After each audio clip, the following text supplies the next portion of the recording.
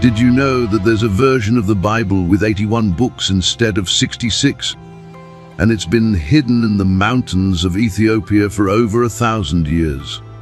What if I told you that this ancient text might hold the key to understanding one of the most controversial religious movements in America today?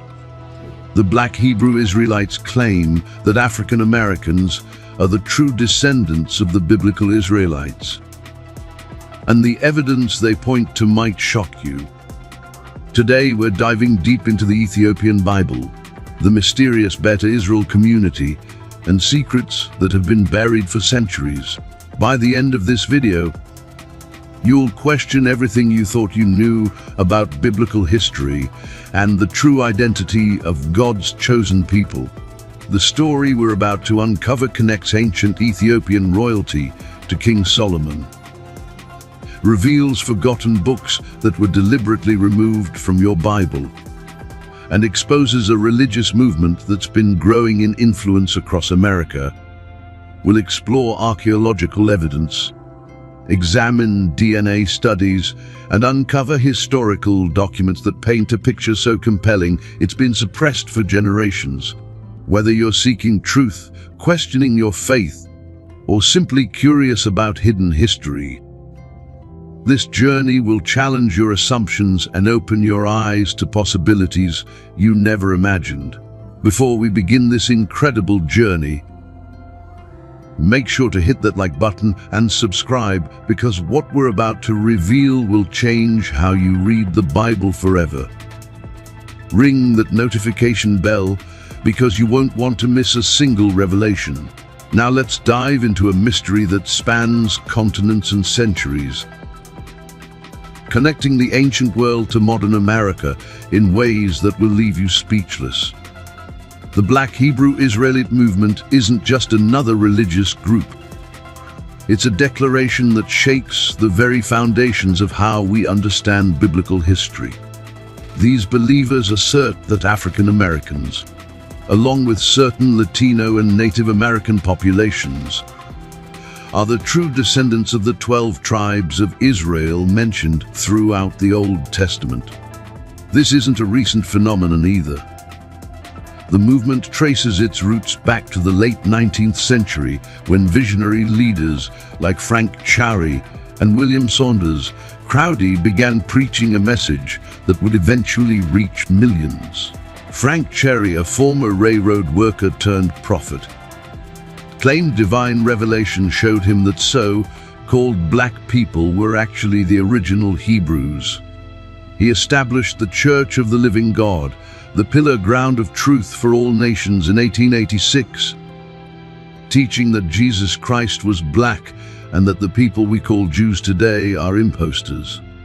William Saunders Crowdy founded the Church of God and Saints of Christ around the same time, incorporating Jewish practices like Sabbath observance and Passover celebrations into his predominantly African American congregation. But here's where it gets interesting. These early leaders weren't just making wild claims without foundation. They pointed to specific biblical passages that seemed to support their assertions. Deuteronomy chapter 28 verse 68 became a cornerstone of their theology. This verse speaks of God's people being taken by ships to a land of bondage, sold as slaves, and scattered among the nations. Sound familiar?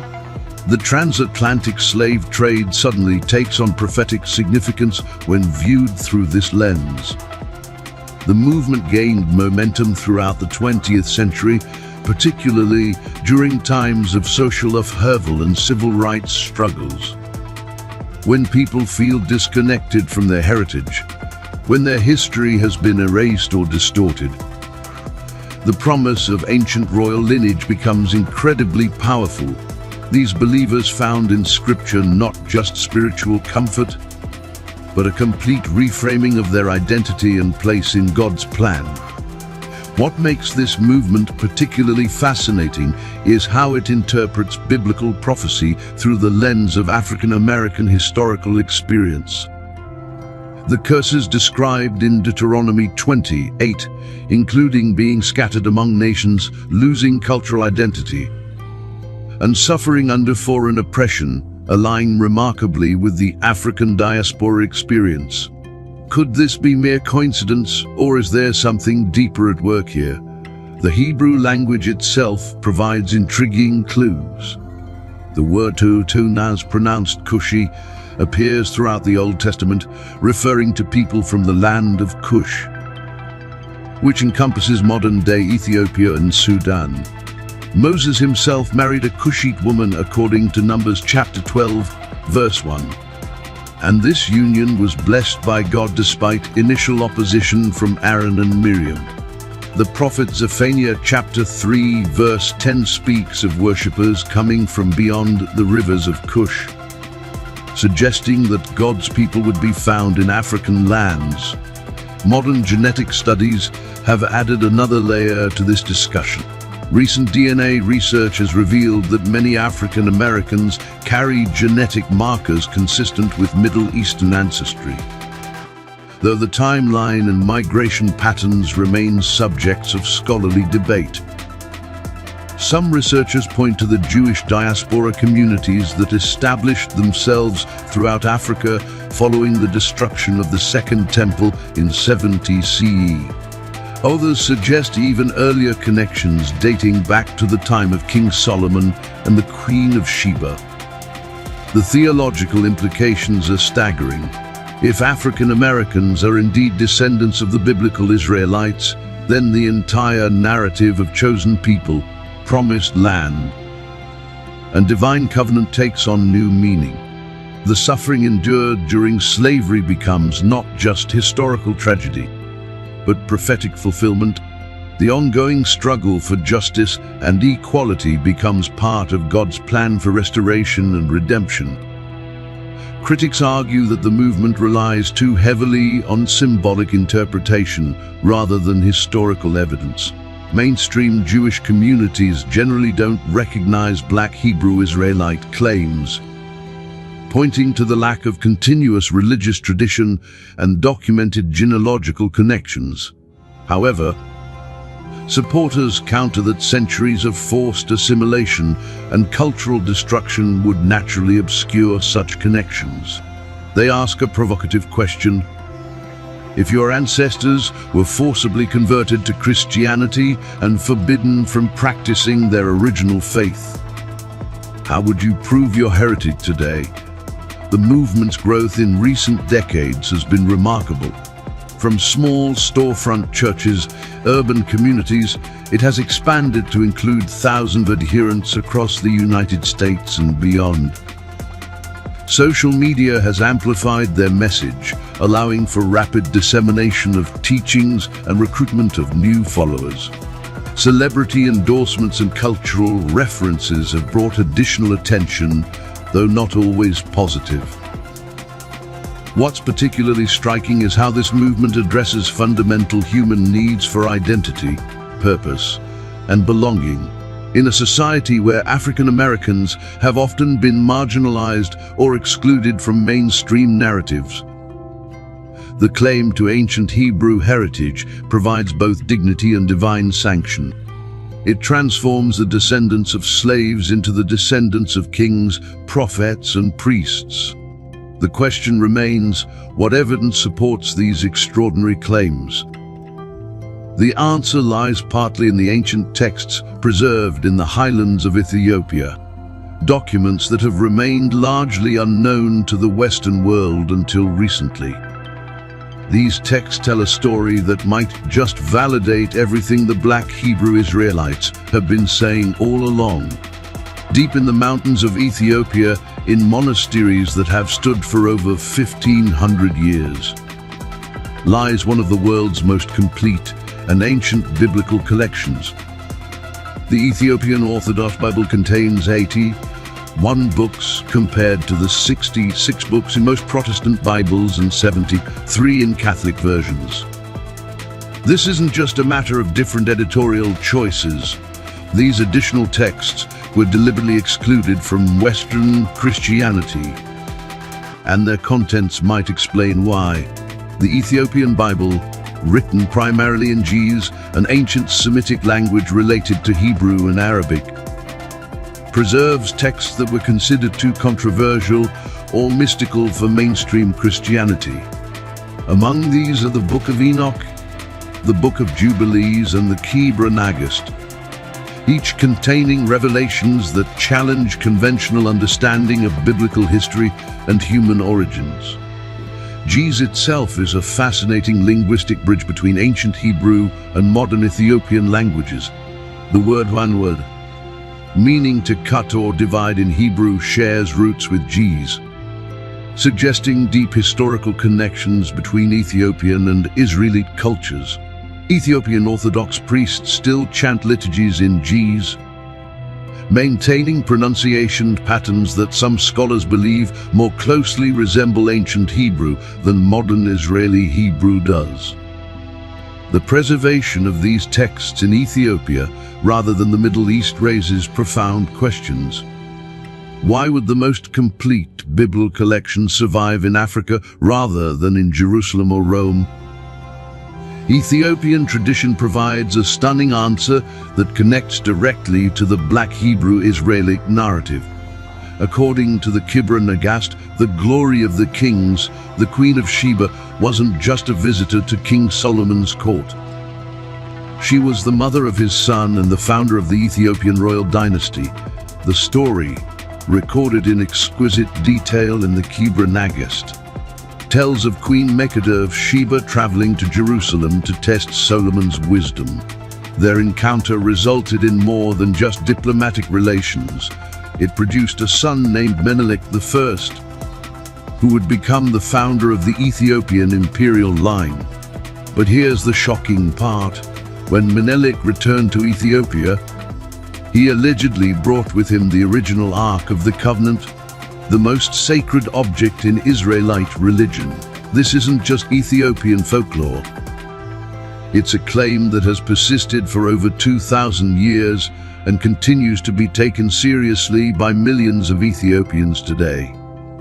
The Ethiopian Orthodox Church maintains that the Ark of the Covenant currently resides in the Church of Our Lady Mary of Zion in Axum, Ethiopia, guarded by a single priest who alone is permitted to see it. No outsider has been allowed to examine or photograph this object, leading to endless speculation about its authenticity.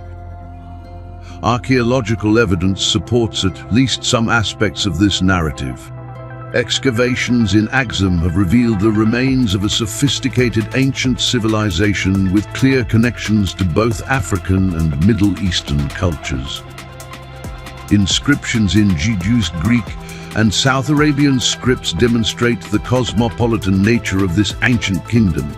Trade goods from India, Rome, and Persia found in Ethiopian archaeological sites prove that this was no isolated backwater, but a major player in ancient international commerce. The linguistic evidence is equally compelling.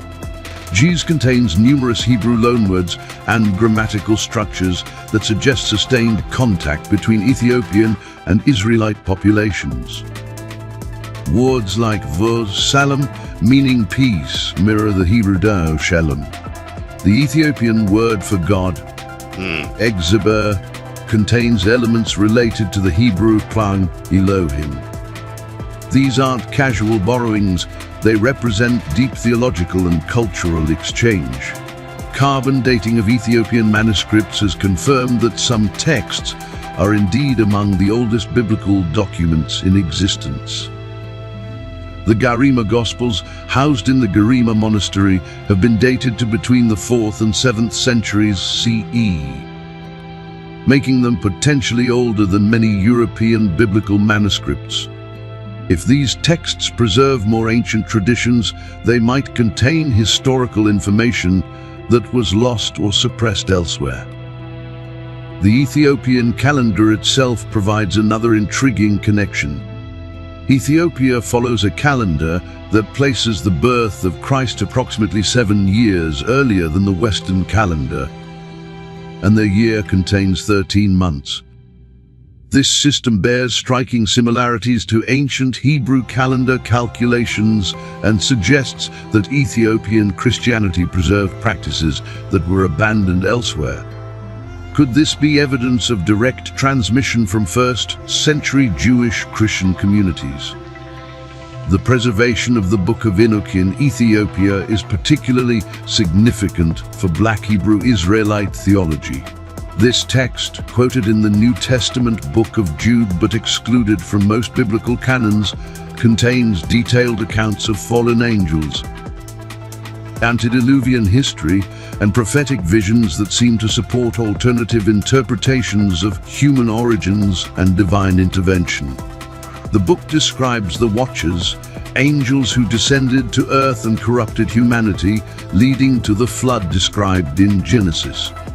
What makes Enoch especially relevant is its detailed genealogies and descriptions of different human populations.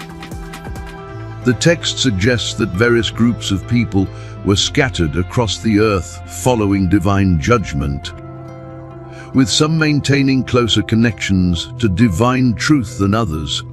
Ethiopian preservation of this text, along with their claim to house the Ark of the Covenant, positions them as guardians of ancient wisdom that was lost elsewhere. The Book of Jubilees, another text preserved in the Ethiopian canon, provides an expanded retelling of Genesis and Exodus with additional details about the patriarchs and the giving of the law. This book emphasizes the importance of maintaining pure bloodlines and following divine commandments, themes that resonate strongly with Black Hebrew Israelite teachings about chosen people's status and separation from corrupted societies. Perhaps most significantly, these Ethiopian texts consistently portray biblical figures in ways that challenge European artistic and cultural representations. The descriptions of Moses, David, Solomon, and even Jesus often emphasize their connection to African lands and peoples. While Western Christianity developed images of blonde-haired, blue-eyed biblical figures, Ethiopian art and literature maintain traditions of dark-skinned patriarchs and prophets. The question that haunts scholars and believers alike is this: did Ethiopia preserve the original biblical tradition while the rest of Christianity was corrupted by Roman and European influences? If so, then the Ethiopian Bible might represent the most authentic version of God's Word available today, and its implications for understanding chosen people identity could be revolutionary. But Ethiopia's connection to biblical history goes even deeper than ancient texts and royal legends.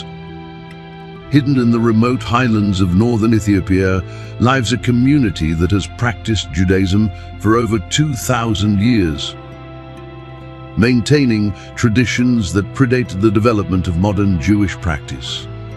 These are the Beta Israel, the House of Israel, and their story might just prove that Africa has always been home to God's chosen people.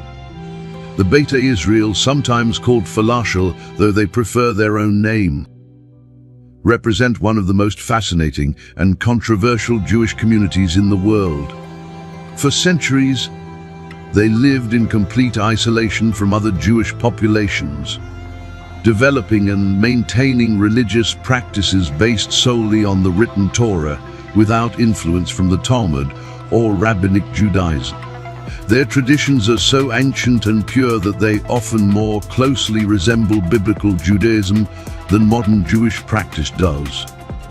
These Ethiopian Jews claim descent from the tribe of Dan, one of the 10 lost tribes of Israel that disappeared after the Assyrian conquest in 722 BCE. According to their oral traditions, their ancestors fled south through Egypt into Ethiopia during the time of King Solomon, possibly accompanying the Queen of Sheba on her return journey.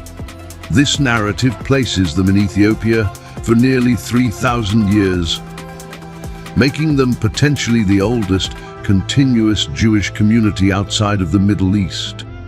What makes the Beta Israel particularly significant for Black Hebrew Israelite claims is their strict adherence to biblical law without later rabbinical interpretations. They observe the Sabbath from Friday evening to Saturday evening, celebrate Passover, Yom Kippur, and other biblical festivals, and maintain kosher dietary laws. However, they do so based entirely on written scripture rather than oral tradition, suggesting their practices may preserve pre-Talmudic Judaism. Their purity laws are especially striking in their biblical authenticity. Beta Israel women observe Niddah, the laws of ritual purity during menstruation, by living in separate huts called Magam Gojo during their monthly cycles and after childbirth. This practice follows Leviticus chapter 15 and chapter 12 exactly as written, without the modifications and interpretations that developed in Rabbinic Judaism. When a woman gives birth to a son, she remains in the hut for 40 days, for a daughter 80 days, precisely as commanded in Leviticus chapter 12, verses 2 through 5. The Beta Israel priesthood, known as the Kesem, maintains traditions that seem to predate the destruction of the Second Temple. They perform animal sacrifices during Passover, a practice that ceased in mainstream Judaism after 70 CE, when the temple was destroyed. They use a liturgical language called Ge'ez rather than Hebrew, but their prayers and ceremonies follow biblical patterns that suggest ancient origins. Some scholars argue that their practices represent the most authentic preservation of First Temple period Judaism available today. Genetic studies of the Beta Israel have produced intriguing results that support their claims of ancient Middle Eastern ancestry. DNA analysis has revealed genetic markers consistent with Middle Eastern Jewish populations, though the exact timing and route of migration remain subjects of debate. Some studies suggested mixture with local Ethiopian populations over centuries, which would be expected for any community living in isolation for extended periods.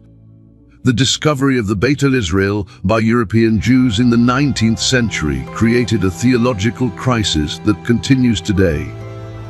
Here was a community of Black Africans practicing Judaism with apparent authenticity, challenging assumptions about Jewish identity and chosen people's status. The question of whether to recognize them as legitimate Jews sparked decades of debate within Israeli and international Jewish communities. Operation Moses in 1984 and Operation Solomon in 1991 brought thousands of Beta Israel to Israel as part of the law of return, which grants citizenship to anyone with Jewish ancestry. However, their integration has been complicated by racism and religious disputes.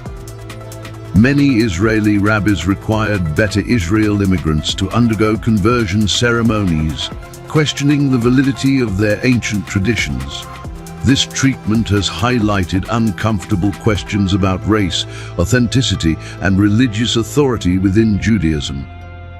The Beta Israel experience provides a powerful parallel to Black Hebrew Israelite claims. Here is documented proof that Black Africans can be authentic practitioners of ancient Israelite religion, maintaining traditions that predate modern Jewish practice. If the Beta Israel are legitimate descendants of the tribe of Dan, what does this say about other African populations who might have similar but less documented claims to Israelite ancestry? The linguistic connections between Beta Israel traditions and ancient Hebrew are particularly compelling. Many of their religious terms derive from Hebrew roots, though filtered through Jews. Their word for God Amlach relates to the Hebrew Elohim. Their term for Torah, Orit, connects to the Hebrew word for light, or. These aren't casual borrowings, but suggest deep historical connections to Hebrew-speaking populations. Archaeological evidence from Beta Israel regions has revealed ancient synagogues and religious artifacts that support the claims of long-term presence in Ethiopia. Stone inscriptions in Ge'ez and Hebrew, dating back over 1,000 years, demonstrate sustained Jewish practice in these areas. Ritual objects, including Torah scrolls written in Ge'ez script, provide physical evidence of their unique religious tradition. Perhaps most significantly, the Beta Israel maintained the Jewish identity despite centuries of persecution, forced conversion attempts, and complete isolation from other Jewish communities. This dedication to preserving their heritage in the face of overwhelming pressure demonstrates a level of commitment, suggests genuine rather than adopted identity. Would a community maintain such difficult religious practices for over 2,000 years if they weren't authentically connected to their origins? The Beta Israel story also reveals the complex relationship between Judaism and Christianity in Ethiopia. While the Ethiopian Orthodox Church became dominant, Jewish communities continued to exist and practice their faith. This coexistence, though often tense, preserved both traditions and allowed for cross-pollination of ideas and practices. Some scholars suggest that Ethiopian Christianity itself contains Jewish elements that were lost in other Christian traditions. The question that emerges from studying the Beta Israel is profound. If Black Africans could maintain authentic Jewish practice for 2 millennia in Ethiopia, what about other African populations who might have similar origins but lost their religious traditions through slavery and forced conversion? Could the ancestors of African Americans have been practicing Jews whose heritage was deliberately erased during the Middle Passage and plantation slavery? This possibility gains credibility when we consider that the Beta Israel were nearly lost to history themselves. If not for 19th century European explorers and 20th century rescue operations, their story might never have been told. How many other African Jewish communities disappeared without trace, their descendants scattered and their traditions forgotten? The Beta Israel might represent not an isolated anomaly, but a surviving remnant of a much larger African Jewish presence that once existed across the continent. As we delve deeper into this mystery, we must examine one of the most powerful and controversial figures in biblical history. A woman whose story connects Africa to the very heart of Israeli royalty and whose legacy continues to inspire claims of African chosen people status today. When the Queen of Sheba arrived at King Solomon's court, she brought with her more than gold, spices, and precious stones. According to Ethiopian tradition, she carried the future of an entire civilization and the bloodline that would preserve God's covenant in Africa for millennia to come. The biblical account in 1 Kings chapter 10 describes her visit in tantalizing but incomplete detail, leaving room for interpretations that have shaped African identity and religious consciousness for over 2,000 years. The Bible tells us that the Queen of Sheba heard of Solomon's wisdom and came to test him with hard questions. She arrived with a very great caravan, with camels bearing spices, gold, and precious stones. After witnessing Solomon's wisdom and wealth, she declared that the half had not been told her, and she blessed the Lord God of Israel. But the biblical account stops there, leaving crucial questions unanswered. Who was this queen? Where exactly was her kingdom? And what happened after her visit to Jerusalem? Ethiopian tradition preserved in the Kebra Nagast provides stunning answers that transform this brief biblical encounter into an epic tale of love, betrayal, and divine destiny. According to this ancient text, the Queen of Sheba was Queen Makeda of Ethiopia, a powerful ruler who governed a vast kingdom stretching from the Red Sea to the Indian Ocean. Her journey to Jerusalem wasn't just diplomatic curiosity, it was a quest for wisdom that would change the course of history. The Kebra Nagast describes their meeting in intimate detail. Solomon, renowned for his wisdom, but also for his weakness for foreign women, was immediately captivated by Meta's beauty and intelligence. She, in turn, was impressed not just by his wisdom, but by his devotion to the one true God. Their theological discussions led to personal attraction, and according to Ethiopian tradition, their union produced a son who would become Menelik I, founder of the Ethiopian imperial dynasty. But here's where the story becomes revolutionary for understanding African identity in biblical history. When Menelik came of age, he traveled to Jerusalem to meet his father Solomon. The king, recognizing his son, wanted him to remain and inherit the throne of Israel. However, Menelik chose to return to Ethiopia to rule his mother's kingdom. Solomon, respecting his decision, sent with him the firstborn sons of the nobles of Israel to establish a new Israelite kingdom in Africa. The most shocking claim in the Kibra Nagast is that these young men, led by Azariah, son of Zadok the priest, secretly took the original Ark of the Covenant from the temple and brought it to Ethiopia. According to this tradition, what remained in Solomon's temple was a replica, while the true Ark, containing the original stone tablets of the Ten Commandments, found its permanent home in Ethiopia. This would mean that for nearly 3,000 years, the most sacred object in Israelite religion has resided not in Jerusalem, but in the highlands of Ethiopia. The implications of this narrative are staggering. If true, it means that Ethiopia became the legitimate heir to the Israelite covenant, that African rulers carried the bloodline of King David, and that the center of true worship shifted from Jerusalem to Axum. This isn't just Ethiopian folklore. It's a complete reframing of biblical history that places Africa at the center of God's plan for humanity. Historical evidence supports at least some elements of this tradition. Ancient sources, including the writings of Josephus and early Christian historians, consistently identify the Queen of Sheba with Ethiopia. The Greek historian Herodotus described Ethiopian queens who ruled vast territories and commanded great wealth. Archaeological excavations in Ethiopia have revealed ancient palaces and temples that demonstrate the existence of sophisticated civilizations capable of the kind of international diplomacy described in the biblical account. The linguistic evidence is particularly compelling.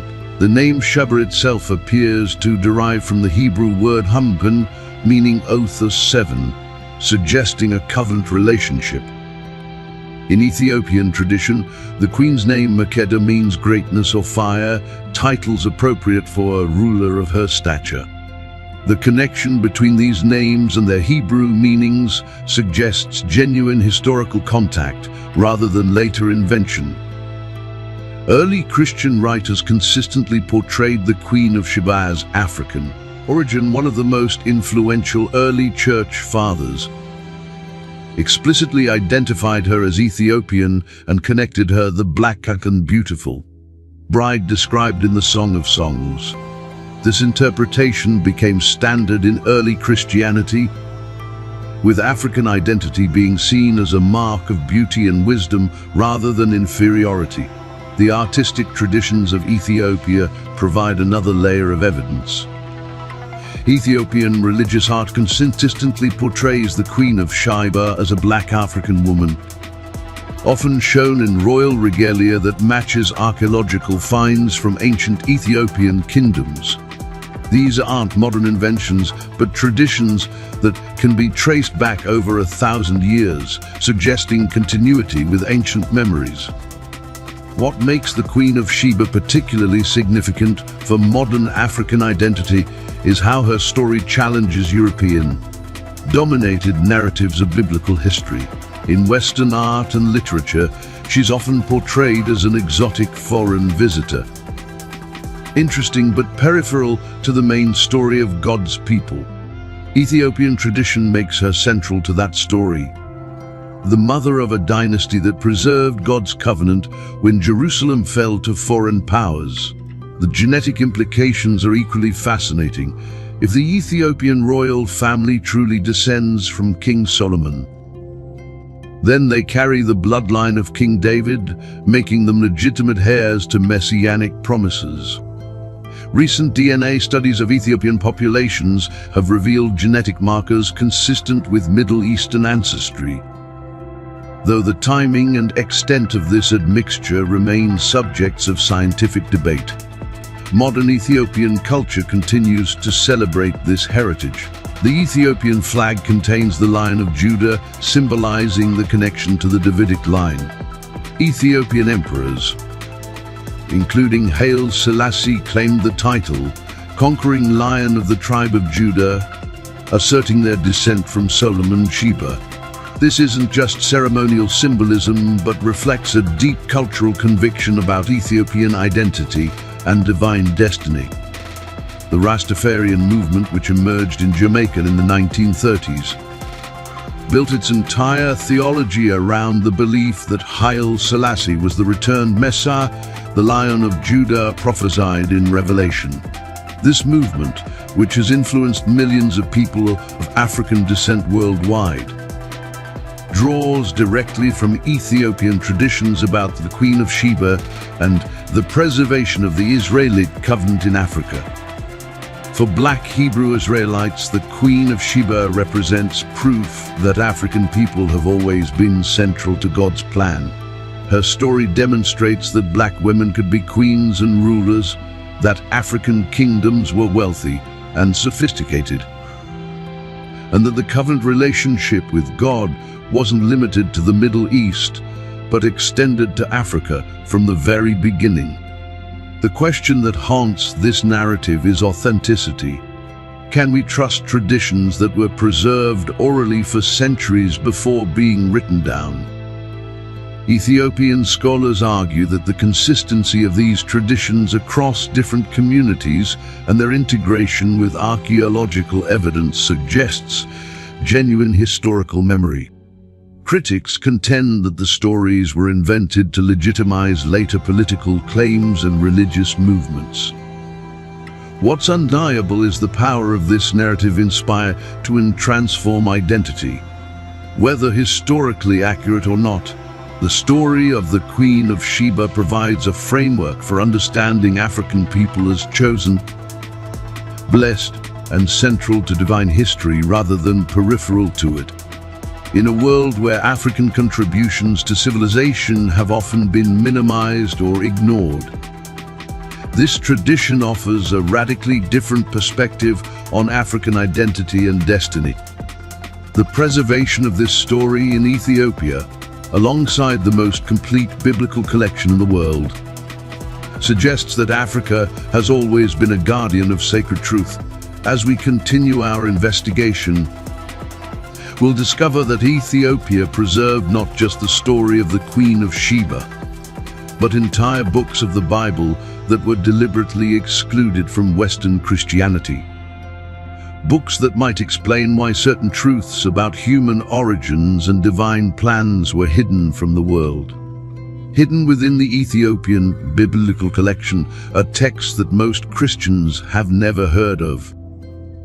Books that were deliberately excluded from the Bible, containing revelations so profound and controversial that early church leaders decided they were too dangerous for public consumption.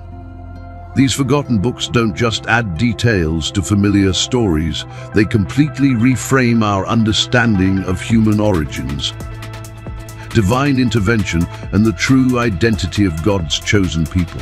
The Book of Enoch stands as perhaps the most significant of these excluded texts. Quoted directly in the New Testament book of Jude, verses 14 and 15, Enoch was clearly considered authoritative by early Christians, yet it was systematically removed from biblical canons across the Roman Empire, surviving only in Ethiopia, where it remains part of the official biblical collection. The question we must ask is simple. What did this book contain that was so threatening to established religious authority. Enoch presents a radically different account of antediluvian history, describing in vivid detail the descent of 200 angels called Watchers, who abandoned their heavenly posts to corrupt humanity.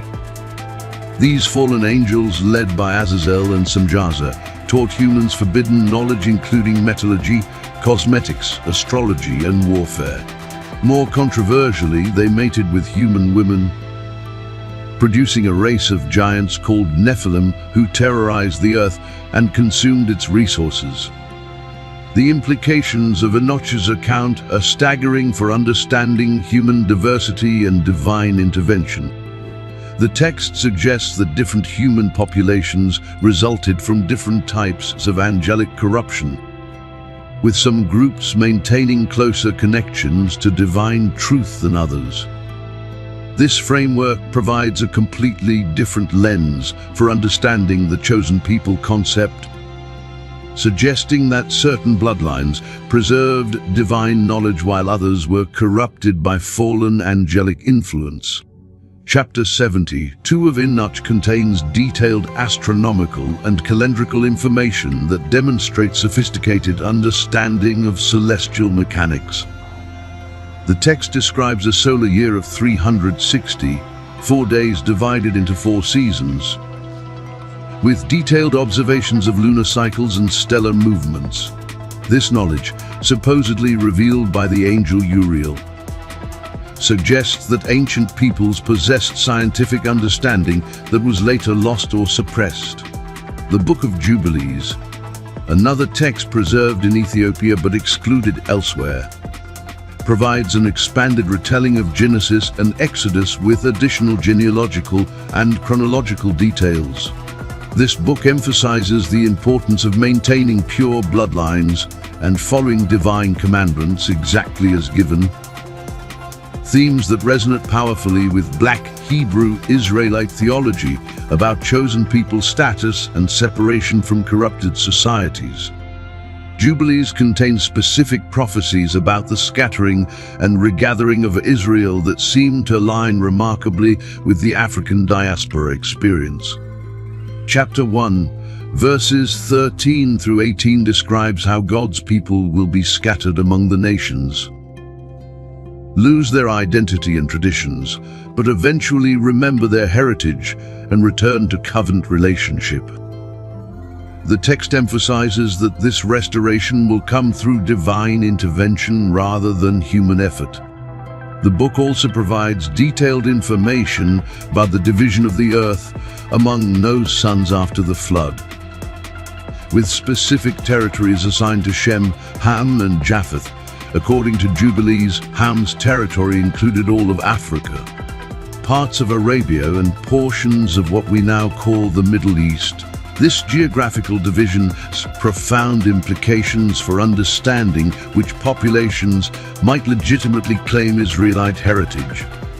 Perhaps most significantly, Jubilees describes how the knowledge of Hebrew writing and divine law was preserved through the flood and passed down through specific bloodlines.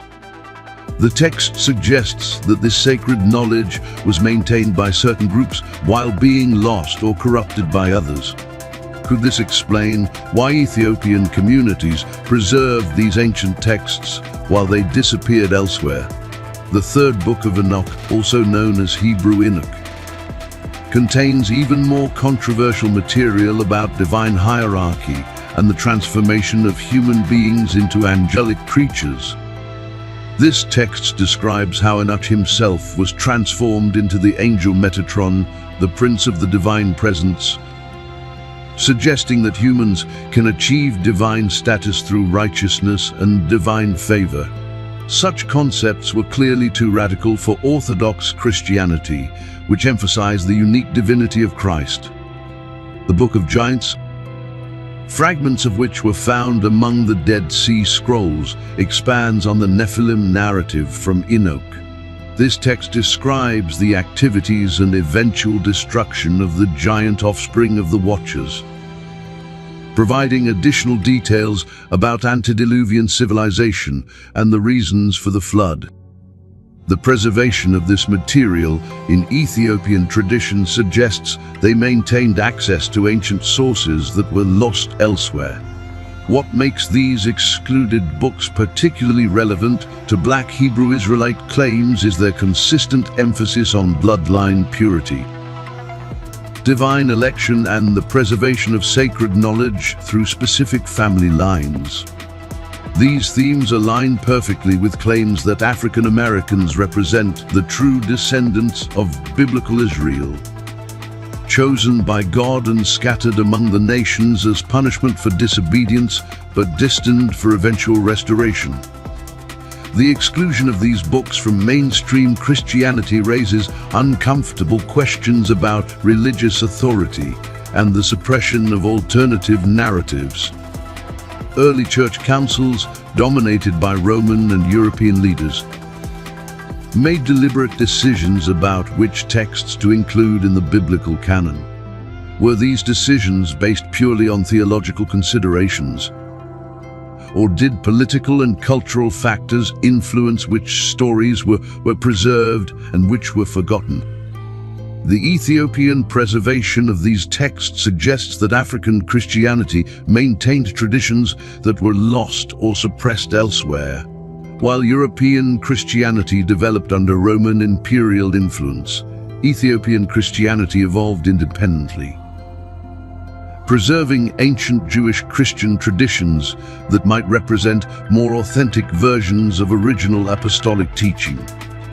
Recent archaeological discoveries have provided stunning confirmation of some details found in these excluded books. The discovery of giant skeletons in various locations around the world has renewed interest in Nephilim accounts. Ancient astronomical texts from Babylon and Egypt contain calendrical information that matches details found in Enoch, suggesting these books preserved genuine ancient knowledge rather than later inventions. The linguistic analysis of these texts reveals sophisticated understanding of Hebrew, Aramaic, and Greek that suggests composition by educated scribes with access to ancient sources. The consistency of theological themes across different books and the integration of historical details that have been confirmed by archaeology argue for genuine antiquity rather than medieval fabrication. For modern readers, these forgotten books provide a completely different framework for understanding human history and divine intervention. Instead of the simplified narrative of fall and redemption found in mainstream Christianity, these texts present a complex account of ongoing spiritual warfare, multiple interventions by divine and demonic forces, and the preservation of sacred knowledge through chosen bloodlines. The question that emerges from studying these texts is profound. What other truths have been hidden or suppressed by religious and political authorities? If books that were clearly considered authoritative by early Christians were deliberately excluded from the Bible, what does this say about the completeness and accuracy of the religious traditions most people accept today? As we continue our investigation into the connections between African heritage and biblical truth, we must examine how these ancient texts and traditions influenced modern movements that sought to reclaim African identity and challenge established religious and political authority. The connection between Ethiopian biblical traditions and modern African American identity didn't merge in a vacuum. It was forged through the visionary leadership of individuals who recognized the revolutionary potential of linking African heritage to biblical prophecy, creating movements that would challenge both religious orthodoxy and racial oppression in ways that continue to reverberate today. Marcus Mosier Garvey stands as the towering figure who first articulated a comprehensive vision of African redemption rooted in biblical prophecy. Born in Macon 1887, Garvey founded the Universal Negro Improvement Association and proclaimed that Africa was the homeland of all black people worldwide. His famous prophecy, "Look to Africa, where a black king shall be crowned." For the day of deliverance is near would prove remarkably prescient when Haile Selassie was crowned Emperor of Ethiopia in 1930. Garvey's interpretation of biblical prophecy was revolutionary. He pointed to Psalm 68, verse 31, which states, "And princes shall come out of Egypt. Ethiopia shall soon stretch out her hands unto God," as proof that Africa was destined to play a central role in divine history. This wasn't just spiritual metaphor for Garvey. It was literal prophecy about African political and religious awakening that would transform the world. The influence of Garvey's teachings on Black Hebrew Israelite movements cannot be overstated. His emphasis on African nobility, biblical prophecy, and the corruption of white Christianity provided the theological and political framework that later leaders would build upon. When Garvey declared that God was black and that Jesus Christ was African, he wasn't just making theological statements. He was launching a revolution in religious consciousness that would inspire millions. Wentworth Arthur Matthew, founder of the Commandment Keepers congregation in Harlem, directly built upon Garvey's foundation while adding specifically Jewish elements to African American religious identity. Matthew claimed that black people were the original Hebrews and that modern Judaism had been corrupted by European influences. His congregation observed Jewish holidays, maintained kosher dietary laws, and conducted services in Hebrew, creating a unique synthesis of African American culture and Jewish practice. Matthew's teachings gained credibility through his claimed connection to Ethiopian Jewish communities. He asserted that he had been ordained by Ethiopian rabbis and that his authority derived from the ancient Jewish traditions preserved in Africa. Whether or not these claims were historically accurate, they provided a powerful narrative that connected African American religious experience to ancient biblical traditions. The movement gained additional momentum through the work of Rabbi Arnold Josiah Ford, a Barbadian immigrant who served as musical director for Garvey's organization before establishing his own Hebrew Israelite congregation. Ford actually attempted to establish a black Hebrew community in Ethiopia during the 1930s, seeking to create a physical return to the promised land that would fulfill biblical prophecies about the regathering of Israel. Ford's Ethiopian expedition, though ultimately unsuccessful, demonstrated the serious commitment of early black Hebrew Israelite leaders to their theological claims. They weren't content with symbolic identification with ancient Israel. They sought to create actual communities in Africa that would serve as gathering points for the scattered tribes of Israel. This practical approach to biblical prophecy distinguished their movement from purely spiritual or metaphorical interpretations. The timing of these movements was crucial. The 1920s and 1930s saw unprecedented challenges to white supremacy and European colonial dominance. The rise of fascism in Europe, the Italian invasion of Ethiopia, and the growing civil rights consciousness in America created a context where alternative religious and political narratives could gain traction. Black Hebrew Israelite teachings provided both spiritual comfort and political resistance to systems of oppression. The Italian invasion of Ethiopia in 1935 proved particularly significant for validating Garveyite and Hebrew Israelite prophecies. Here was a Christian African nation claiming descent from King Solomon and the Queen of Sheba being attacked by a European fascist power. The international response, or lack thereof, demonstrated the hypocrisy of Western Christianity and validated claims about the special status of Ethiopia in divine history. The defense of Ethiopia became a rallying cry for black people worldwide, with Hebrew Israelite communities organizing support for Ethiopian resistance. they interpreted the conflict through biblical prophecy, seeing it as the beginning of the end times struggle between good and evil, with Ethiopia representing the faithful remnant of God's people under attack by satanic forces. The influence of these movements extended far beyond their immediate membership. The Rastafarian movement in Jamaica, which proclaimed Haile Selassie as the returned Messiah, drew directly from Gavite and Hebrew Israelite teachings about Ethiopian identity and biblical prophecy. When Selassie visited Jamaica in 1966, hundreds of thousands of people greeted him as a divine figure, demonstrating the power of these theological narratives to transform consciousness. The civil rights era saw renewed interest in Black Hebrew Israeli teachings as African Americans sought alternatives to Christianity, which many associated with slavery and oppression.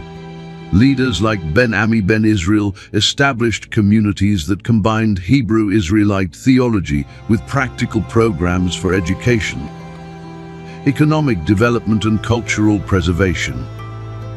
These communities attracted thousands of followers who were seeking authentic African American religious expression.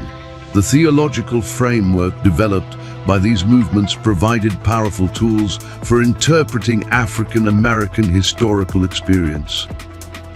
The Middle Passage became the fulfillment of Deuteronomy 28, verse 68, which describes God's people being taken by ships to a land of bondage. Slavery became divine punishment for disobedience to God's law. The civil rights struggle became part of the prophesied restoration of Israel. This interpretive framework transformed suffering into sacred history and oppression into divine purpose. Instead of being victims of random historical forces, African Americans became the chosen people of God, experiencing prophesied trials before their ultimate vindication and restoration. This narrative provided both comfort in present suffering and hope for future redemption. The movement also developed sophisticated critiques of mainstream Christianity and Judaism, arguing that both had been corrupted by European influences and had lost their original African character. They pointed to archaeological evidence of ancient African civilizations, linguistic connections between Hebrew and African languages, and the preservation of biblical traditions in Ethiopia as proof of their claims. Modern DNA studies have added new dimensions to these discussions. Genetic research has revealed that many African Americans do carry Middle Eastern genetic markers, though the timing and roots of this ancestry remain subjects of scientific debate. Some studies suggest connections to ancient Jewish diaspora communities, while others point to more recent admixture through trade and migration. The growth of Black Hebrew Israelite movements in recent decades has been remarkable. From small urban congregations, the movement has expanded to include thousands of adherents across the United States and internationally. Social media has amplified their message, allowing for rapid dissemination of teachings and recruitment of new followers. Celebrity endorsements have brought additional attention to the movement, though not always positive. When prominent figures like Kyrie Irving or Kanye West reference Black Hebrew Israelite teachings, it sparks national conversations about race, religion, and identity that often generate more heat than light. These controversies highlight the ongoing tension between Black Hebrew Israelite claims and mainstream religious and academic opinion. The question that remains is whether these movements represent genuine recovery of lost historical truth or creative reinterpretation of biblical narratives to serve contemporary identity needs. The answer may depend less on historical verification than on the power of these narratives to provide meaning, purpose, and dignity to communities that have been marginalized and oppressed. As we examine the evidence for and against Black Hebrew Israelite claims, we find a complex picture that neither completely validates nor entirely refutes these controversial assertions.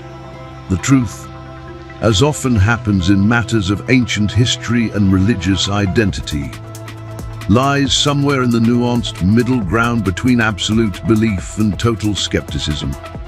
Archaeological evidence provides some of the most compelling support for ancient connections between Africa and the Middle East. Excavations throughout the Nile Valley have revealed extensive trade networks that connected sub-Saharan Africa with ancient Israel, Babylon, and other Middle Eastern civilizations. Egyptian tomb paintings from the New Kingdom period depict Nubian and Ethiopian delegations bringing tribute to Pharaoh, demonstrating that these African kingdoms were major players in ancient international relations. The discovery of ancient Hebrew inscriptions in Sudan and Ethiopia has provided tangible evidence of Jewish presence in these regions dating back over 2,000 years. The Elephantine papyri discovered in southern Egypt document a thriving Jewish military colony that existed from the 6th to 4th centuries BCE. These Jews built their own temple, maintained their own priesthood, and corresponded with Jerusalem about religious matters, proving that Jewish communities were established throughout the Nile Valley in biblical times. Genetic studies have revealed fascinating patterns that support some aspects of Black Hebrew Israelite claims while complicating others. Research published in the American Journal of Human Genetics has identified Middle Eastern genetic markers in various African populations, including Ethiopian Jews, North African Berbers, and some sub-Saharan groups. However, the timing and extent of this genetic admixture remain subjects of ongoing scientific debate. Studies of the Beta Israel have shown clear genetic connections to Middle Eastern Jewish populations, supporting their claims of ancient Israelite ancestry. However, these same studies also reveal significant admixture with local Ethiopian populations over centuries, which would be expected for any community living in isolation for extended periods. The genetic evidence supports ancient Middle Eastern origins, while also demonstrating the complexity of nature movements and intermixing over millennia. More controversial are genetic studies of African American populations.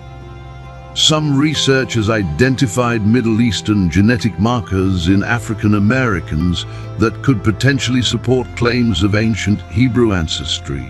However, these markers could also result from more recent admixture through Arab slave trading, European Jewish ancestry, or other historical population movements. The genetic evidence is suggestive but not conclusive. Linguistic analysis provides another layer of evidence that supports ancient connections while raising questions about specific claims. Hebrew and various African languages do share some common Semitic roots, and the preservation of Hebrew loanwords in Ethiopian languages demonstrates sustained contact between these populations. However, linguistic borrowing can occur through trade and cultural contact without necessarily indicating shared ancestry. The preservation of biblical traditions in Ethiopia is perhaps the strongest evidence for ancient connections between Africa and Israelite religion. The Ethiopian Orthodox Church maintains practices and texts that clearly derive from ancient Jewish traditions, including dietary laws, calendar systems, and liturgical practices that predate the development of Rabbinic Judaism. This suggests that Jewish communities were indeed established in Ethiopia in ancient times and influenced the development of Ethiopian Christianity. However, the preservation of Jewish traditions doesn't necessarily prove that all Ethiopians, much less all Africans, are descendants of ancient Israelites. Cultural and religious transmission can occur through conversion, intermarriage, and cultural contact without requiring wholesale population replacement. The Ethiopian evidence proves ancient Jewish presence in Africa, but doesn't validate broader claims about African Israelite identity. Historical documentation provides mixed support for Black Hebrew Israelite claims. Ancient sources, including Josephus and early Christian writers, do describe Jewish communities in various parts of Africa. The Talmud mentions Jewish settlements in Kush, which included parts of modern Sudan and Ethiopia. Medieval Jewish travelers like Benjamin of Tula documented Jewish communities throughout North and East Africa.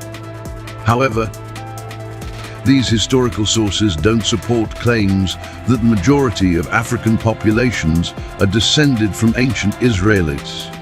They describe Jewish communities as minorities within larger African populations, not as the dominant ethnic groups. The historical evidence supports the existence of African Jewish communities while suggesting they were relatively small compared to indigenous African populations. The interpretation of biblical prophecy remains one of the most contentious aspects of Black Hebrew Israelite claims. Passages like Deuteronomy 28 verse 68, which describes God's people being taken by ships to a land of bondage, do seem to align remarkably with the experience of the transatlantic slave trade. However, biblical scholars point out that this passage could apply to various historical experiences of exile and oppression, not specifically to African American slavery. The challenge with prophetic interpretation is that it often involves reading contemporary experiences back into ancient texts. While the parallels between biblical descriptions of exile and the African American experience are striking, they don't constitute proof of specific ethnic identity. Many oppressed peoples throughout history have found comfort and meaning in identifying with biblical narratives of suffering and redemption. Scholarly consensus generally views Black Hebrew Israelite claims as examples of what anthropologists call ethnogenesis, the process by which new ethnic identities are created through the reinterpretation of history and tradition. This doesn't necessarily invalidate these claims, but it places them in the context of how human communities construct identity and meaning rather than as literal historical facts. The academic study of these movements has revealed their sophisticated theological and historical arguments, while also highlighting their selective use of evidence. Black Hebrew Israelite scholars have produced extensive research supporting their claims, citing archaeological discoveries, genetic studies, and historical documents. However, mainstream scholars argue that this research often involves cherry-picking evidence while ignoring contradictory data. The question of religious authority complicates any evaluation of these claims. Who has the right to determine authentic Jewish or Israelite identity? Mainstream Jewish communities generally don't recognize Black Hebrew Israelite claims, but these same communities initially rejected the Bet Israel and other African Jewish groups. The recognition of Ethiopian Jews as legitimate required decades of advocacy and political pressure. The social and psychological functions of Black Hebrew Israelite beliefs must also be considered in any honest evaluation. These movements provide powerful tools for building positive identity, resisting oppression, and creating community solidarity. Whether or not their historical claims are literally accurate, they serve important functions for communities that have been marginalized and oppressed. The danger lies in extremist interpretations that use these beliefs to promote hatred or violence against other groups. Some Black Hebrew Israelite factions have developed anti-Semitic ideologies that blame Jewish people for African American oppression or promote racial superiority doctrines. These extremist interpretations distort the original message of dignity and redemption that attracted many followers to the movement. The challenge for honest evaluation is separating the legitimate search for identity and meaning from the extremist ideologies that sometimes attach themselves to these movements. The core claims about African connections to biblical history deserve serious consideration based on available evidence, while rejecting any interpretations that promote hatred or division. As we consider the modern impact and cultural significance of these movements, we must grapple with how ancient claims about identity and heritage continue to shape contemporary discussions about race, religion, and justice in ways that affect millions of people worldwide.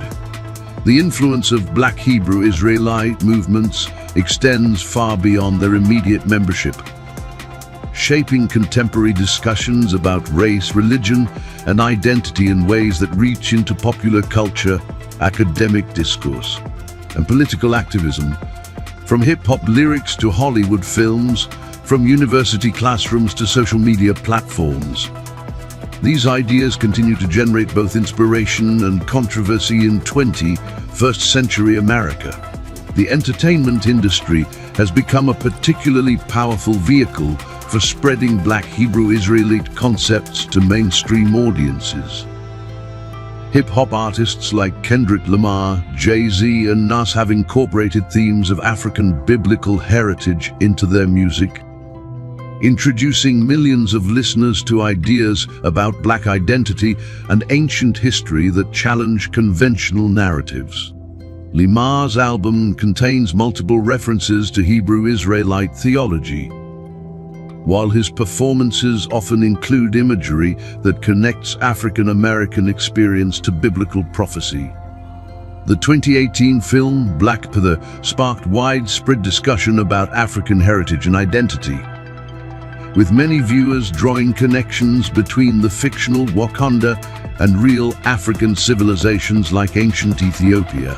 While the film didn't explicitly promote Black Hebrew Israelite theology, its themes of hidden African greatness and technological sophistication resonated with audiences who had been exposed to alternative narratives about African history and biblical connections.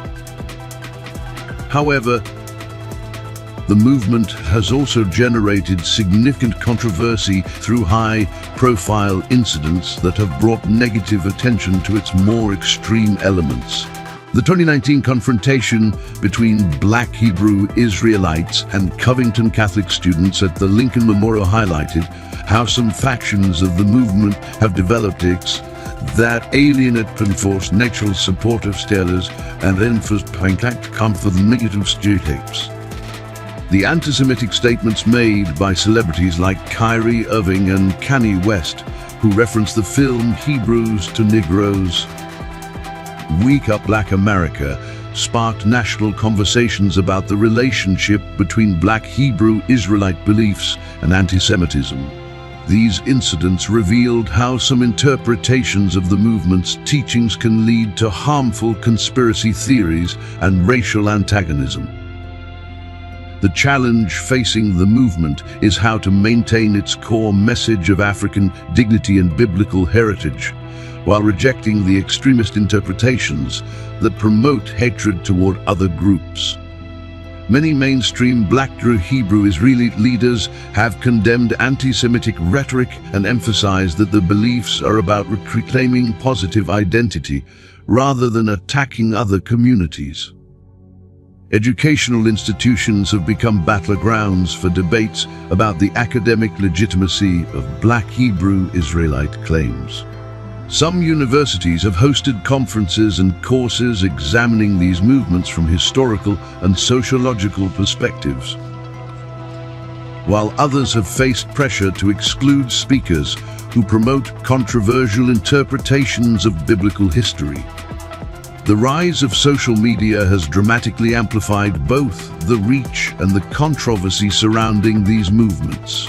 YouTube channels, Instagram accounts, and TikTok videos spreading Black Hebrew Israelite teachings can reach millions of viewers, particularly young African Americans who are seeking alternatives to traditional religious and cultural narratives. However, these same platforms have also been used to spread extremist ideologies and conspiracy theories.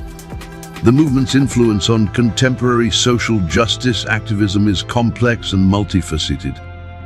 Some Black Lives Matter organizers have drawn inspiration from Black Hebrew Israelite concepts of divine justice and prophetic fulfillment, seeing the struggle for racial equality as part of a larger spiritual battle between good and evil.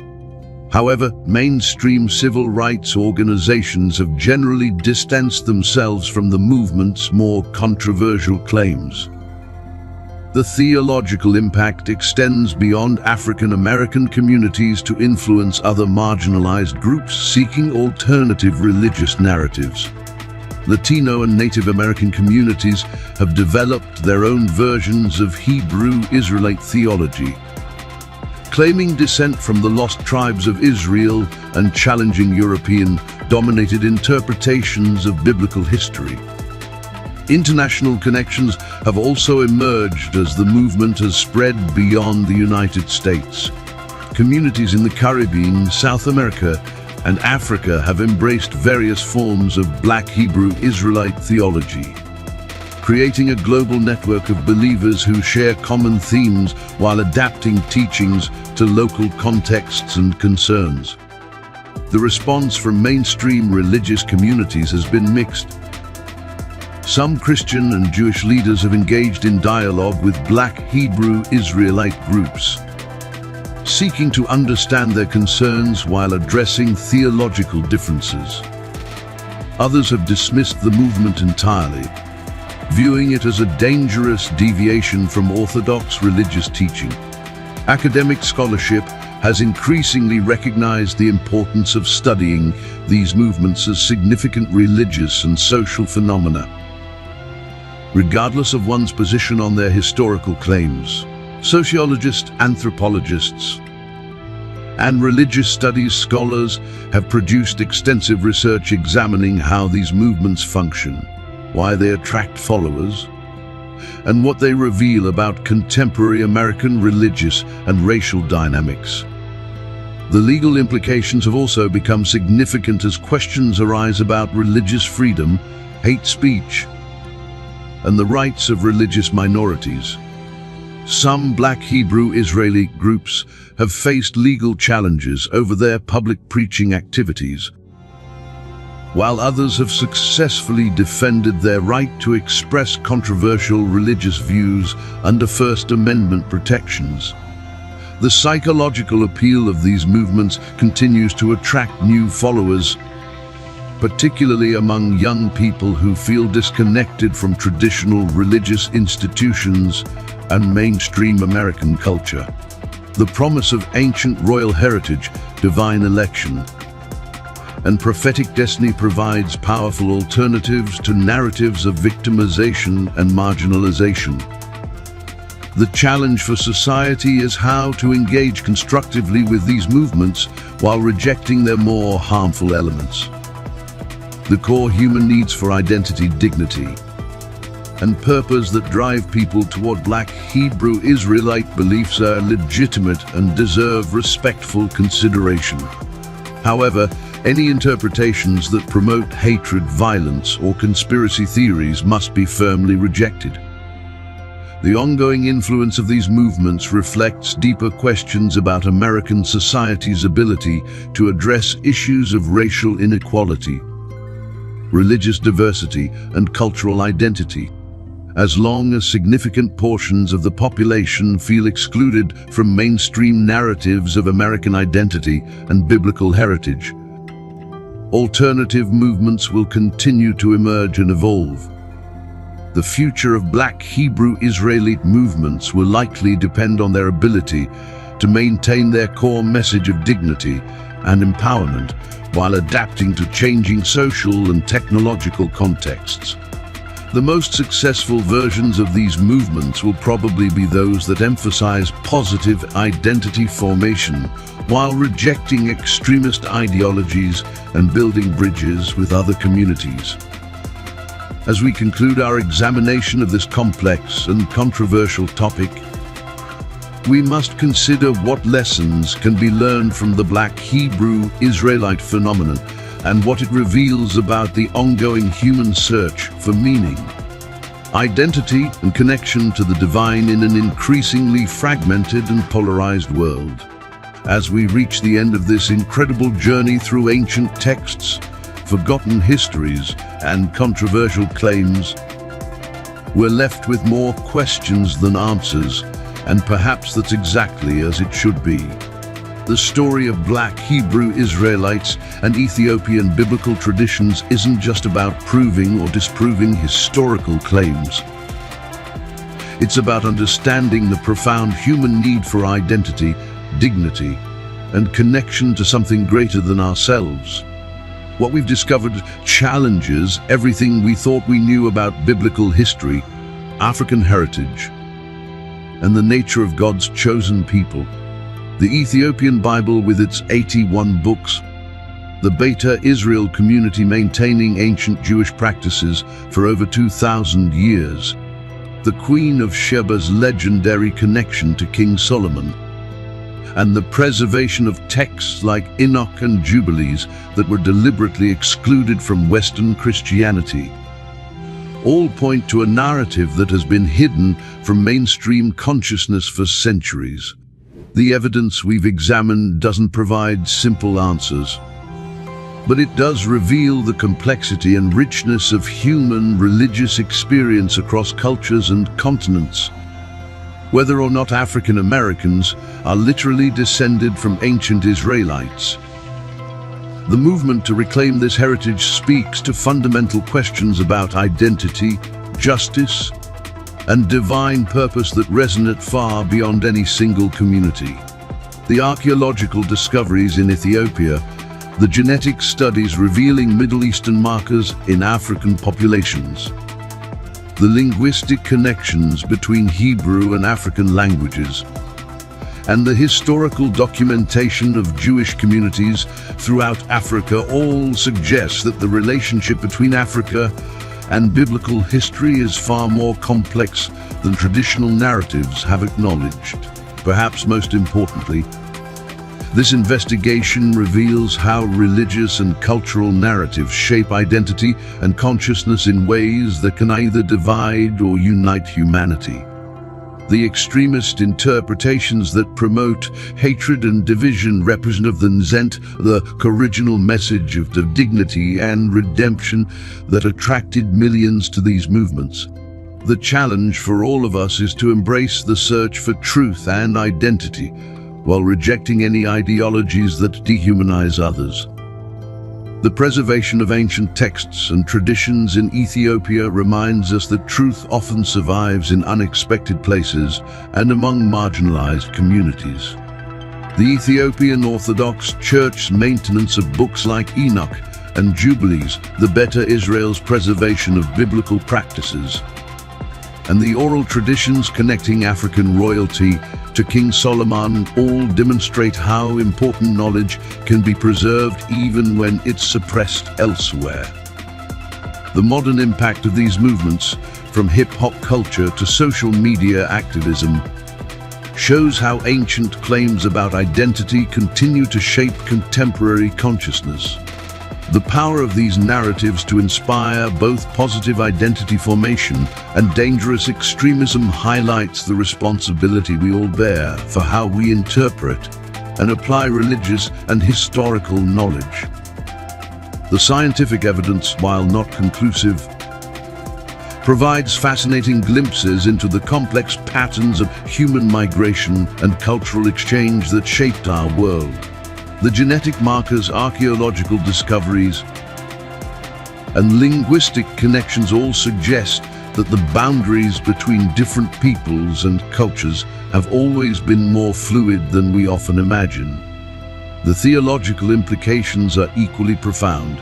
If African communities preserved biblical traditions that were lost elsewhere, if the most complete biblical collection exists in Ethiopia rather than Europe or the Middle East, if the Ark of the Covenant truly resides in Axum rather than being lost forever, then our understanding of divine revelation and chosen people's status requires fundamental reconsideration.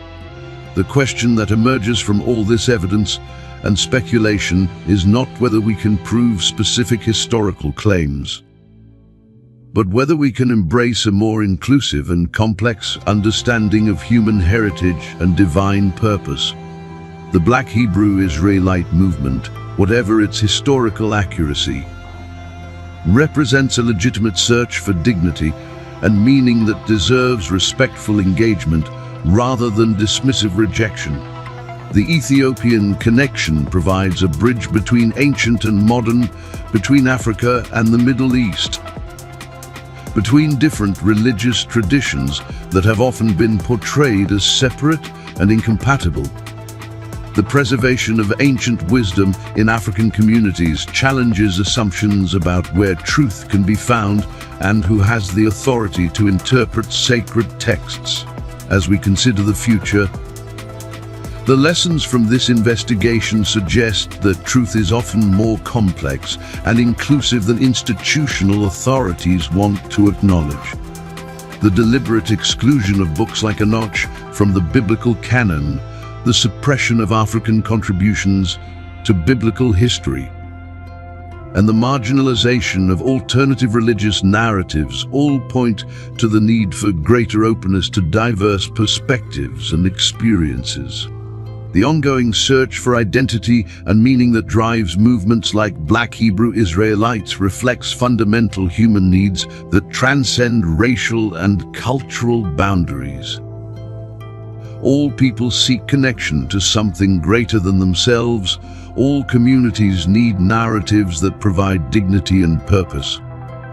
And all individuals deserve to see themselves reflected in the sacred stories that shape our understanding of divine purpose.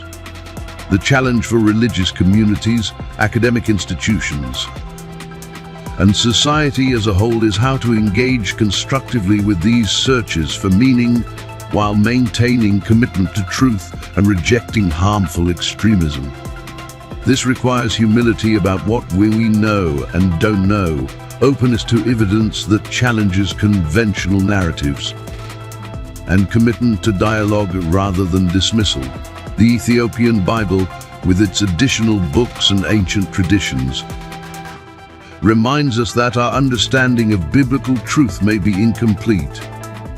The Beta Israel community demonstrates that authentic religious practice can take forms that challenge our assumptions about orthodoxy.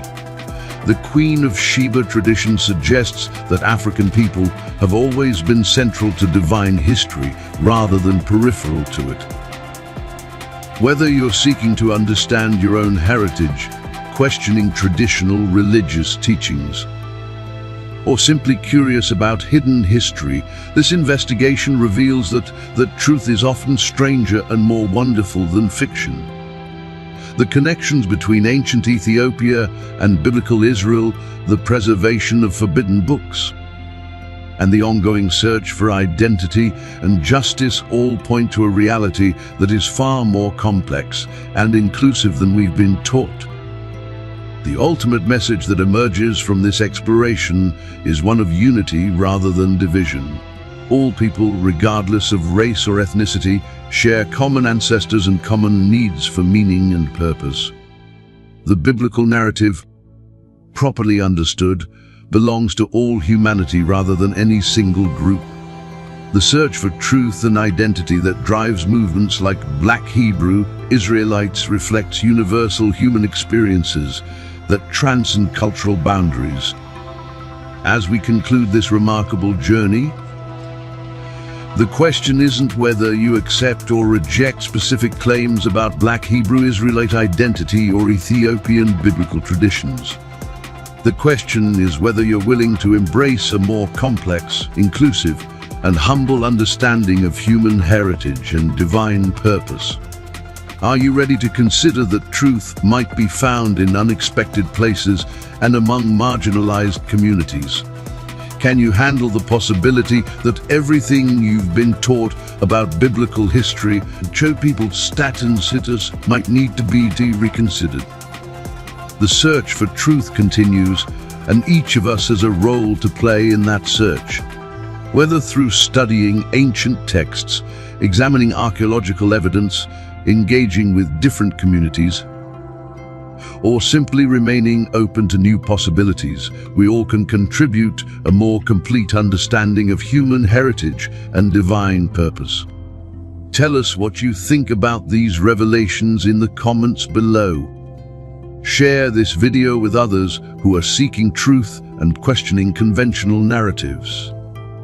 Subscribe to join us as we continue exploring the hidden connections between ancient wisdom and modern identity. The journey toward truth is never finished, and the most important discoveries often come from the most unexpected sources. Remember that the search for identity and meaning that drives these movements reflects fundamental human needs that we all share. Whether we find our heritage in ancient Ethiopia, biblical Israel, or any other tradition, the goal should always be to build bridges rather than walls, to seek truth rather than comfortable lies, and to embrace our common humanity rather than our differences. The story of Black Hebrew Israelites and Ethiopian biblical traditions is ultimately a story about the power of faith, the persistence of hope, and the ongoing human search for connection to the divine. Whatever conclusions you draw from the evidence we've examined, let them lead you toward greater understanding, deeper compassion, and stronger commitment to truth and justice for all people. The mystery continues, the search goes on, and the truth, whatever it may be, belongs to all of us. Thank you for joining this incredible journey of discovery. And remember that the most important revelations often come to those who are willing to question everything and remain open to possibilities they never imagined.